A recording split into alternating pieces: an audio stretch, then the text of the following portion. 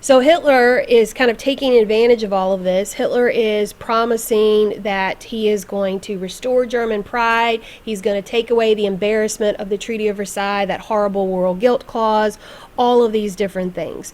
And people begin to listen as the economy kind of gets worse and worse. And he begins to rise in power.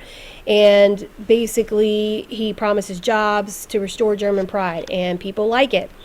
And he begins to get votes. And so the National Socialist Workers' Party, or as we most often call it, is the Nazi Party. It becomes increasingly popular. And Hitler becomes chancellor, or like president or prime minister of Germany in 1933.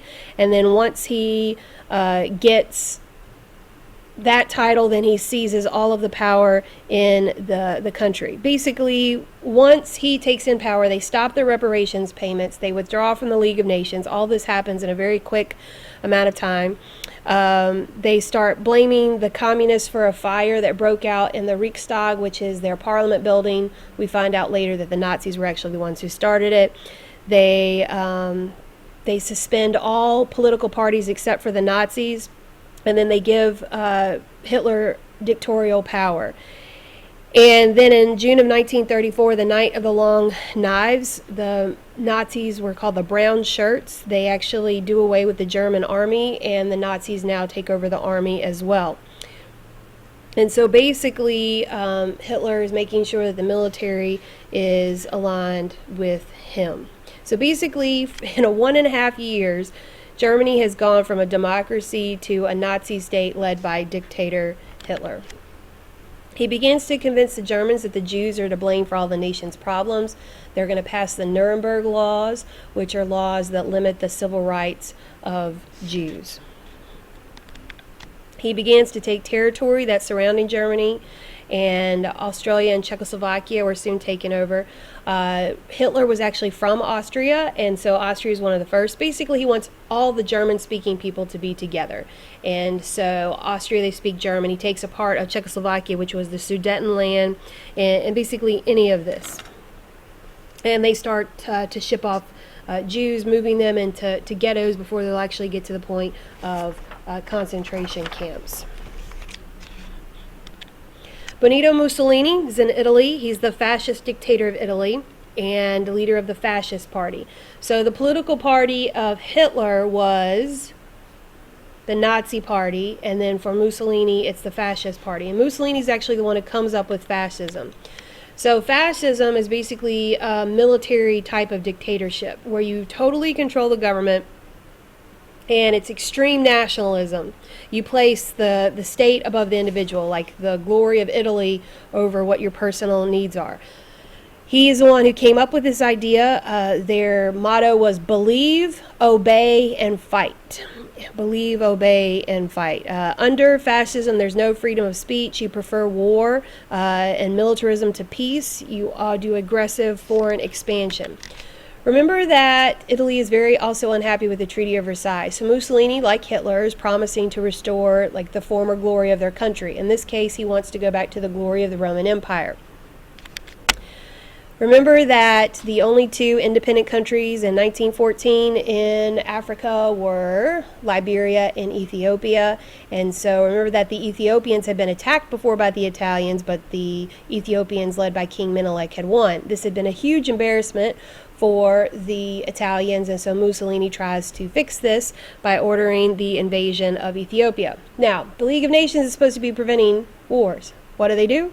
They do nothing, and that is a key thing, that they're doing nothing. Now, really kind of the question is, why are these countries so quickly turning to fascists, these leaders? And one, these are very charismatic leaders. You know, as much as I dislike Hitler, like, he had a way about how he spoke and people listened to him. Same thing with Mussolini, very charismatic. Mussolini actually was the American Legion Man of the Year in America before he kind of got further into power. He very much like Hitler kind of rose up, took power. His followers were called the Black Shirts. Makes me think about Garibaldi's red shirts, all these different ones.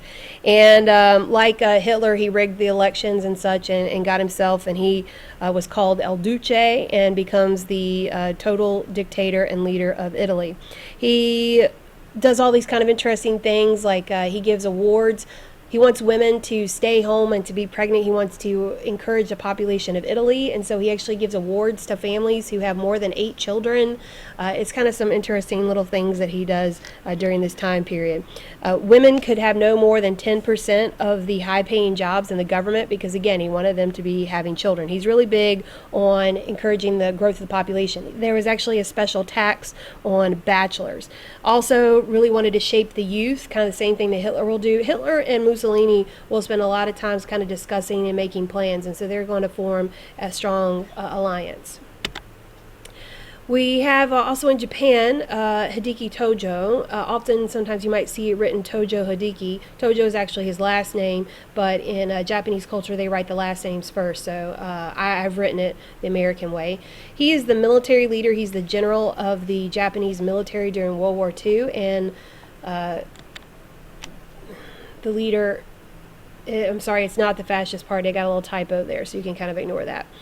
General Tojo is a military leader of Japan, while Emperor Hirohito was the symbolic leader of the nation. So just like we had under the samurais, the emperor had no real power. Japan becomes extremely militaristic, extremely nationalist with their imperialistic tendencies. So they're not really fascist because they do have this emperor and they're kind of separate, but they're very just imperialistic, wanting to take over different areas. And Japan's industrial expansion was because of their need for resources, for raw materials, and they're going to start by invading Korea, and then they're going to move into China. They invaded Manchuria, northern province of China, and then other parts of China, as well as I mentioned Korea and French Indochina, which would be present-day Vietnam, Cambodia, and Laos. They're actually going to take over pretty much all of the Pacific.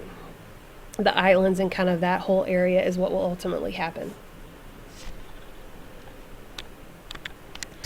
Okay, we have one other dictator to talk about, and that would be Stalin, who we mentioned already, who was a Soviet dictator of Russia during World War II. It was totalitarian rule because that means it's total rule. He takes over from Lenin and increases kind of the strength of communism. And he has new policies, what we talked about before, his 5-year plans, the consolidation of farms, which was collectivization as well. And we know that he does the purges, where basically he got rid of anybody who was opposed to him. The worst things are going to happen after World War II, and so we'll talk about that a little bit more when we begin the Cold War. But do understand that he is the one who was ruling the Soviet Union during World War II.